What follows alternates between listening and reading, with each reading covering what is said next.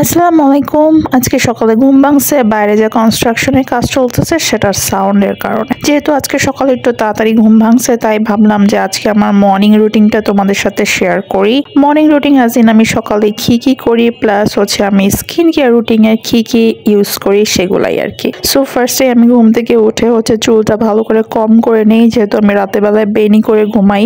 আর সকাল সকাল চুল কম করা অ্যান্ড চুলের যে স্ক্যাল্প সেখানে মাসাজ করাটা খুবই জরুরি। তো ফার্স্টে আমি এই যে বড় দাঁতের যে চিরুনিটা থাকে না, সেটা দিয়ে চুলের যদি জট থাকে সে জটটা ছাড়ায় নিই। তারপর হচ্ছে কাঠের দাঁতওয়ালা এই চিরুনিটা দিয়ে আমি মাথাটা আঁচড়ায় নিই সুন্দর করে। এরপর আর কি হেয়ার কম করা হয়ে গেলে দেন হচ্ছে আমি মাথাটাকে মাথা না চুলটাকে সুন্দর করে বেঁধে নিব। সো এখন আমি হচ্ছে ফ্রেশ হয়ে নিব। ফার্স্টে আমি স্কিনে কোনো কিছু অ্যাপ্লাই করার আগে আমার হাতটাকে ভালো করে ওয়াশ করে নেই। এটা কিন্তু করা উচিত, কারণ হচ্ছে যেহেতু আমরা হ্যান্ড ইউজ করি আমাদের স্কিনে, সেটা যদি ক্লিন না হয় তাহলে কিন্তু there is no point.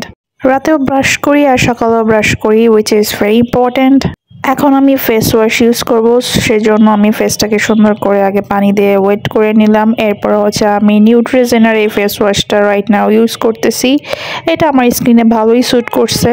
By the way, আমার মাথার উপরে যে উড়া উড়া চুলগুলো দেখতেছো না, এটা কিন্তু অ্যাকচুয়ালি উড়া উড়া না, আমার ছোট ছোট নতুন বেবি হেয়ার হচ্ছে, সেটার জন্য হচ্ছে ওই ছোট ছোট চুলগুলো এরকম দেখা যায় আর কি। এনিওয়ে, সকালবেলায় ফেস ওয়াশ দিয়ে কিন্তু অ্যাটলিস্ট 30 সেকেন্ডের মতো ফেসটাকে মাসাজ করতে হয়, আদারওয়াইজ রাতের বেলায় আমাদের ফেসে যে অয়েলগুলা আসে সেগুলো ক্লিন হয় না ঠিক মতো। সো এখন অ্যাজ ইউজুয়াল আমি আমার ফেসটাকে ওয়েট করে নিচ্ছি আমার ফেসিয়াল টাওয়াল দিয়ে। এরপরে হচ্ছে আমি ফার্স্টে যেটা ইউজ করব সেটা হচ্ছে সিম্পলের এই টোনারটা। এই টোনারটা কিন্তু ভালো, কারণ হচ্ছে এটার মধ্যে হার্শ কোনো কেমিক্যাল নাই, কোনো অ্যালকোহল নাই, কোনো এক্সট্রা স্মেল নাই। সো এটা আমার কাছে ভালোই লাগে।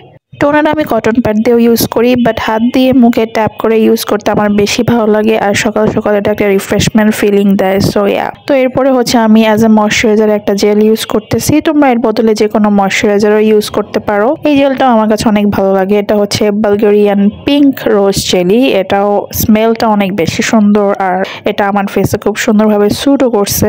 এটা ইউজ করাতে ফেসে ইনস্ট্যান্ট একটা ব্রাইটনেস ইফেক্ট দেয়, which I very love. So আমি জেলিটাও ফেসে সুন্দর করে অ্যাপ্লাই করে নিলাম। এখন হচ্ছে সবচেয়ে ইম্পর্টেন্ট পার্ট, সেটা হচ্ছে সানস্ক্রিন। ইন্টেন্সিভ ইউভি এর এই সানস্ক্রিনটা আমি ইউজ করতেছি। আর সানস্ক্রিনের অ্যামাউন্ট কিন্তু এরকম হতে হবে, হ্যাঁ, 2টা ফিঙ্গারের মধ্যে এরকম করে দিয়ে এরপরে হচ্ছে তুমি ফেসে সুন্দর করে আলতোভাবে মাসাজ করে নেবে। খুব ঘষে ঘষে বা জোরে জোরে মাসাজ করার প্রয়োজন নাই। এরপর লাস্টে ইউজ করছি lip balm, which is very important also summer and winter both সিজনেই। আফটার অল অফ দ্যাট আমার সকালের যে স্কিন কেয়ার রুটিন সেটা ফিনিশড হলো। এটা কিন্তু বেসিক প্লাস ইম্পর্টেন্ট বোথ। এরপরও হচ্ছে আমি যেটা করব সেটা হচ্ছে চিয়া সিডের পানি প্রিপেয়ার করতেছি। মানে চিয়া সিড এখানে 2 চামচের মতো নিয়ে আমি পানিতে ভিজায় রাখবো কিছুক্ষণ। এরপর খালি পেটে এই পানিটা ড্রিঙ্ক করা কিন্তু আমাদের হেলথের জন্য, স্কিনের জন্য অনেক বেশি ভালো। এরপর হচ্ছে আমি আমার রান্না বান্নার সব কাজকর্ম শেষ করে ফেললাম। রান্না বান্নার কাজ শেষ করে এখন আমি ব্রেকফাস্ট করছি। আজকে আমি ব্রেকফাস্টে খাচ্ছি হচ্ছে একটা ডিম পোচ আর হচ্ছে 2টা পাউরুটি।